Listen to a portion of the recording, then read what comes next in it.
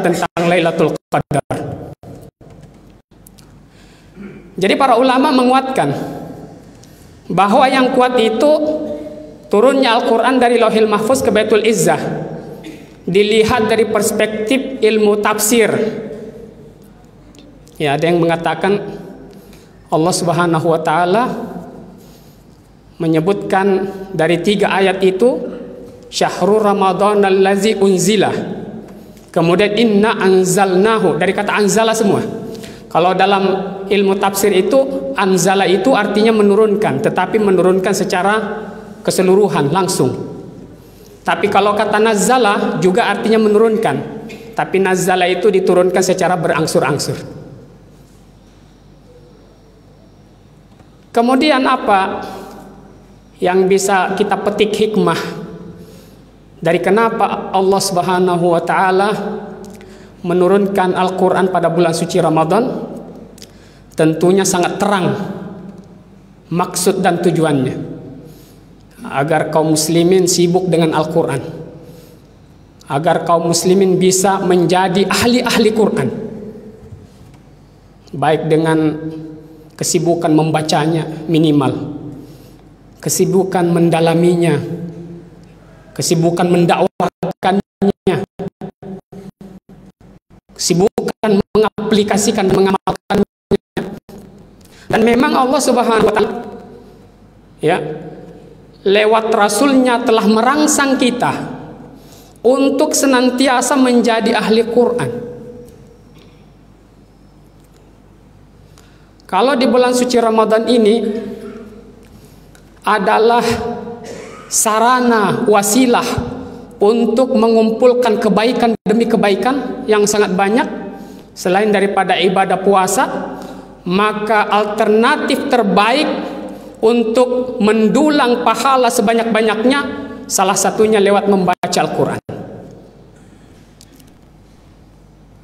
Rasulullah Shallallahu Alaihi Wasallam dari Ibnu Mas'ud, hadis riwayat Imam Tirmizi, beliau berkata, "Man qara'a harfan min kitabillah falahu hasanah, wal hasanatu bi asyri amsalihha. Wala aqulu alif lam mim harfun, walakin alifun harfun, lamun harfun, mimun harfun." Kata Rasulullah, siapa yang membaca satu huruf dari kitab Allah, dari Al-Quran, falahu hasanah, dia dapat satu kebaikan. Wal hasanatu bi asyri amsalihha, kemudian satu kebaikan itu dilipat gandakan menjadi 10. Dan kata Rasulullah, aku tidak berkata alif lam mim itu satu huruf, akan tetapi alif satu huruf, lam satu huruf, mim satu huruf. Jadi kata alif lam mim saja itu 30. Bagaimana yang merutinkan mulai masuk Ramadan ya sampai di akhirnya, ada yang 1 juz, ada yang 2 juz, ada yang 3 juz, Masya Allah. Bukan tugas kita menghitung. Sudah ada pencatat yang Allah sediakan, dan itu pasti akan kita dapatkan. Karena kalau kita lagi yang mengkalkulasi satu ayat 10 ditulis 1 juz itu berapa ratus pahala, itu bisa berpotensi kita bermasalah. Karena terkadang amalan-amalan kita itu berbenturan dengan ada yang istilahnya riya, ada yang istilahnya sum'ah, ada yang istilahnya ujub. Riya itu memperlihat-lihatkan. Ya sudah dia catatannya, Masya Allah, banyak istilah riya itu. Itu riya. Kalau perdengarkan lagi, alhamdulillah sudah 1 juz, masih pagi belum siang. Nah itu berpotensi bermasalah. Atau ujub dengan amal sendiri.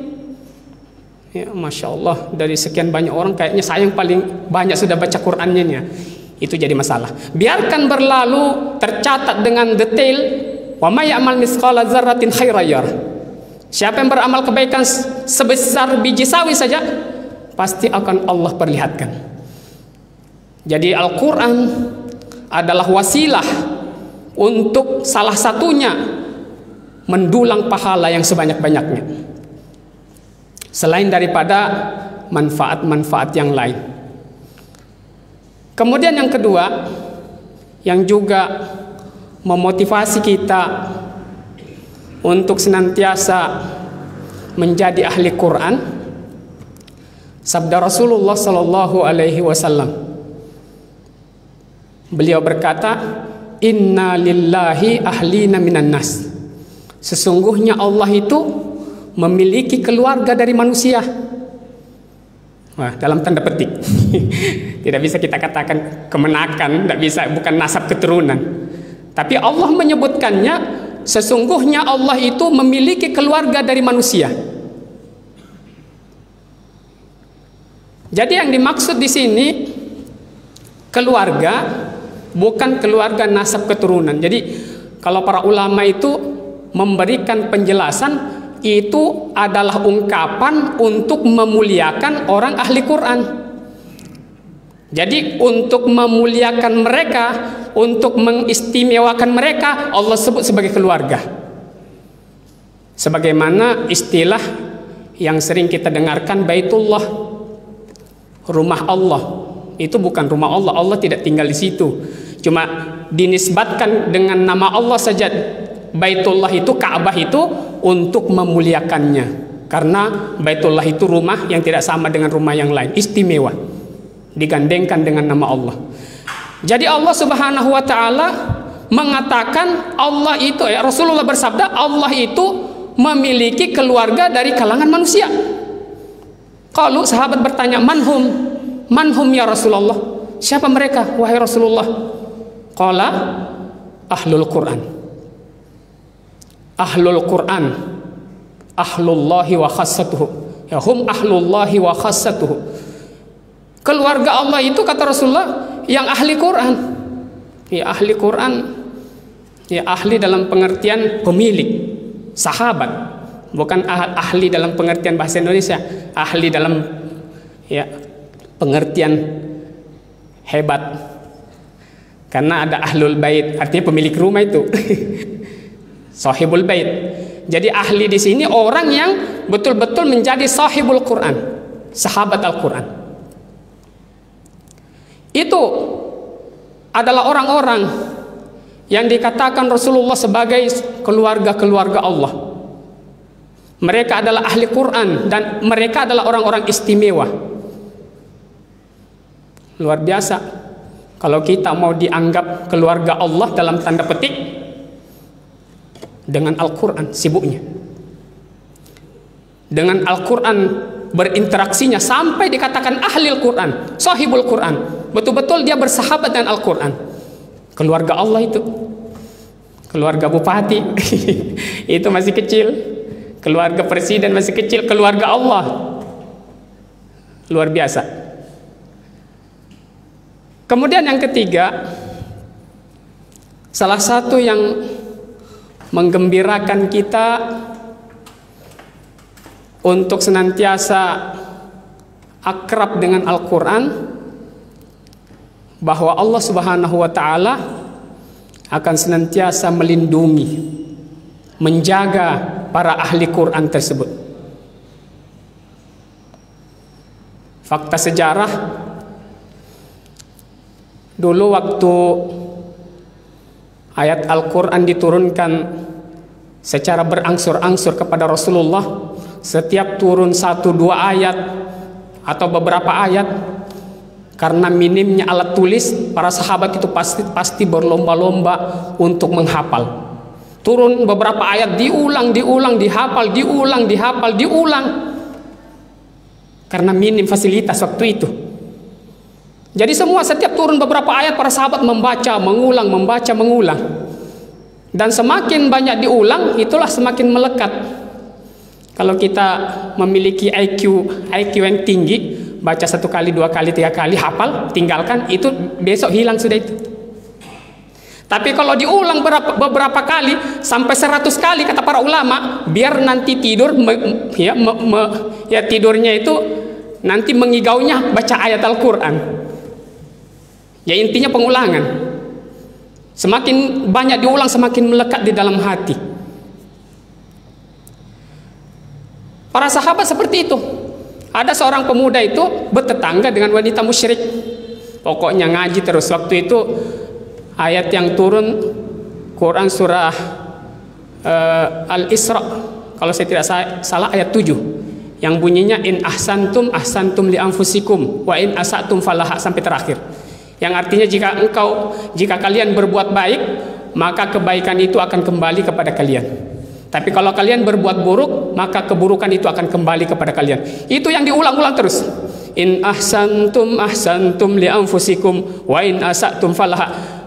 Orang tetangga ini jengkel dengarnya. Kemarin ada berita di Facebook Samarinda, ada pelaksanaan tarawih diserang pemabuk. Nggak suka dengarnya. Nggak suka dengarnya. Baca-baca Quran nggak suka. Nah, zaman fitnah sekarang banyak yang begitu. Ya, di zaman sahabat juga ada seperti itu. Diulang-ulang terus ayat karena baru turun, tetangga marah. Dalam riwayat itu, saking hasadnya wanita musyrikah ini, wanita musyrik, sampai-sampai dia niat membunuh laki-laki tersebut. Dibuatlah manisan dicampur racun. Ketika laki-laki itu mau safar keluar dari kota Madinah, datang dia, mau berangkat kah? Iya, oh ini ada oleh-oleh, silakan jalan.